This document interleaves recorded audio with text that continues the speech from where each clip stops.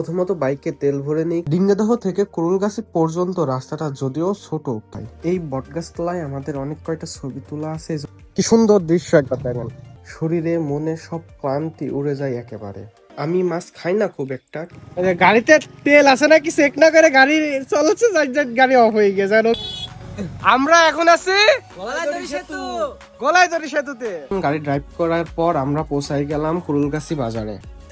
আমরা আছি এখন অবশেষে আমরা পৌঁছাই গেলাম কুরুলগাছি রাইসার বিল। আমরা কয় টাকায় নৌকা ভাড়া করছি সম্পূর্ণ ভিডিও দেখলেই জানতে পারবেন। রাইসার বিলের এই নীরবতা, হাওয়ার ছোঁয়া আর পাখির ডাক আমাদেরকে মনে করিয়ে দেয় জীবন আসলেই সরল। আসসালামু আলাইকুম এভরিওয়ান, কেমন আছেন আপনারা সবাই? আজকের বিকেলটা একটু আলাদা লাগছে। ঠান্ডা হাওয়া, চারিকোল মেঘলা। এই মেঘলা দিনে আমরা যাচ্ছি কুরুলগাছি রাইসার বিলের উদ্দেশ্যে। তো আমার সাথে আছে সাজু মল্লিক। আমি আর সাজু যাচ্ছি আজকে রাইসার বিলে কুরুলগাছি রাইসার বিলে আমরা কি কি করব তাই নিয়ে আজকে আমাদের ভিডিওটা। চলুন শুরু করা যাক। প্রথমত বাইকে তেল ভরে নিই, কারণ 25 থেকে 30 কিলোমিটার পথ আমাদের রাইড করতে হবে। আমরা ডিঙ্গাদহ থেকে রওনা হই কুরুলগাছি রাইসার বিলের উদ্দেশ্যে। ডিঙ্গাদহ থেকে কুরুলগাছি পর্যন্ত রাস্তাটা যদিও ছোট, কিন্তু প্রতিটি বাঁকে একটি নতুন সৌন্দর্য লুকিয়ে আছে। চারদিকে ধানক্ষেত, গাছপালা আর মেঘলা আকাশ যেন একদম সিনেমার মতো ফ্রেম তৈরি করছে। আমরা গ্রাম দিয়ে যাচ্ছিলাম যাতে তাড়াতাড়ি পৌঁছাতে পারি। আমরা খুবই অল্প সময়ে পৌঁছায় যাই কুটিয়া চাঁদপুরে। আর হ্যাঁ, কুটিয়া চাঁদপুর বালিকা বিদ্যালয়ের ঠিক পাশেই একটি সুন্দর বটগাছ আছে, যেটা অনেক পুরাতন।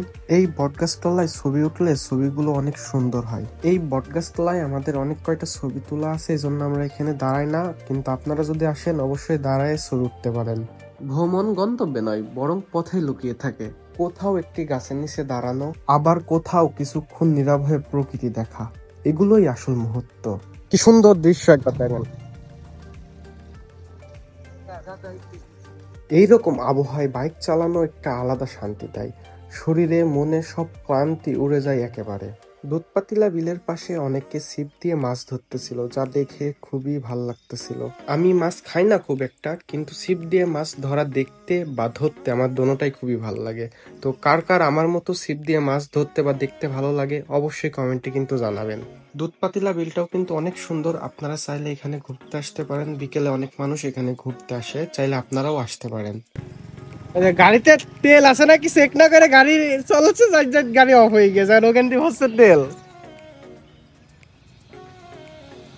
হয়েছে তেল আসো। কোথাও যাওয়ার উদ্দেশ্যে বের হলে অবশ্যই চেক করে নিবেন বাইকের তেল পর্যাপ্ত পরিমাণের আছে নাকি। যদি না থেকে থাকে অবশ্যই তেল লোড করে তারপরে রওনা দিবেন। আমরা এখন আছি গলাইদড়ি সেতুতে।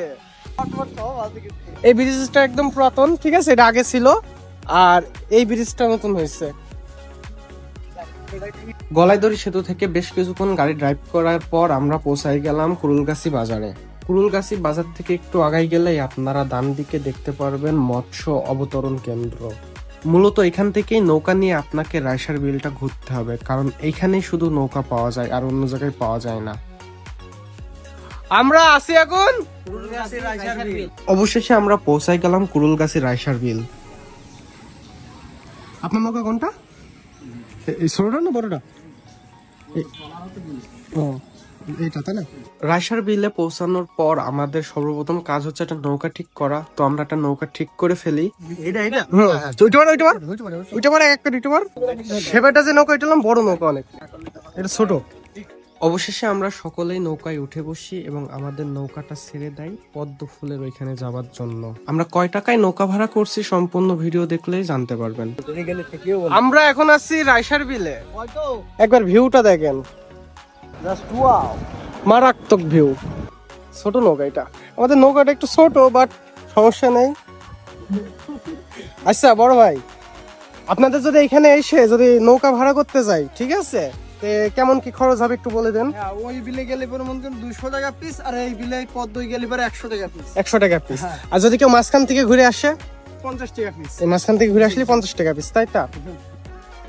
আপনারা শুনলেন, যদি পদ্মর এখানে যাই, ঠিক আছে, তাহলে 100 টাকা করে দেওয়া লাগবে, এবং মাঝখান থেকে যদি ঘুরে আসে তাহলে 50 টাকা করে দেওয়া লাগবে। আর একদম ওই শেষ সীমানার ওই সাইড থেকে যদি ঘুরে আসে তাহলে 200 টাকা করে দেওয়া লাগবে। যাই হোক, আপনি একবার ভিউটা দেখেন, লোকেশন গুলো দেখেন।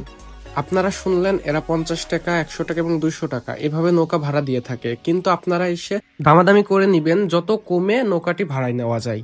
আমাদের নৌকায় আরো 2-1 জন যাবার ছিল, কিন্তু আমরা যেহেতু পিকচার তুলবো এবং ভিডিও মেক করব, এই কারণে আমরা ফুল নৌকাটা পার্সোনালি ভাড়া করে নিই।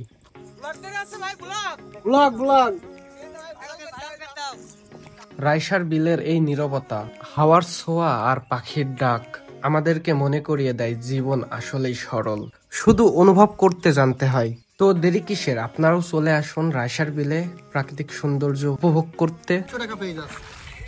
না তা তো অবশ্যই চলতে হবে। আজকের ট্রিপটা ছোট ছিল কিন্তু অনুভবটা অনেক বড়। ডিঙ্গাদহ থেকে রাইসার বিল যেন একটা মেঘলা বিকেলের উপহার। সত্যি বলতে আজকের নৌকা ভ্রমণটা অসাধারণ ছিল, এজন্য নৌকা থেকে লেবেই আমরা আগে পেমেন্ট করে দিই ভাইদেরকে। ঠিক আছে স্যার, ঠিক আছে। আচ্ছা, অনুভূতি কেমন বলো? অনেক ভালো, অনেক ভালো লাগলো এখানে এসে। সেটা হবে নাকি? হ্যাঁ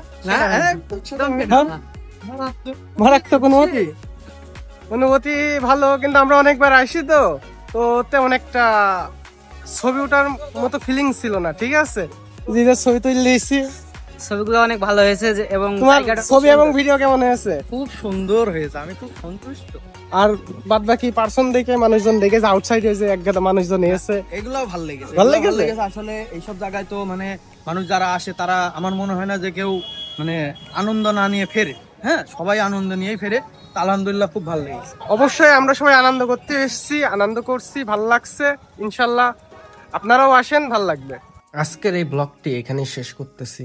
আজকের এই ভিডিওটি যদি তোমার ভালো লেগে থাকে তাহলে লাইক দিও, কমেন্ট করো। আর যদি সামনে এমন ভিডিও আরো দেখতে চাও তাহলে ইউটিউব থেকে দেখলে সাবস্ক্রাইব করো এবং ফেসবুক থেকে দেখলে ফলো করো। এখানেই বিদায় নিচ্ছি, আল্লাহ হাফেজ, ভালো থাকবেন সবাই।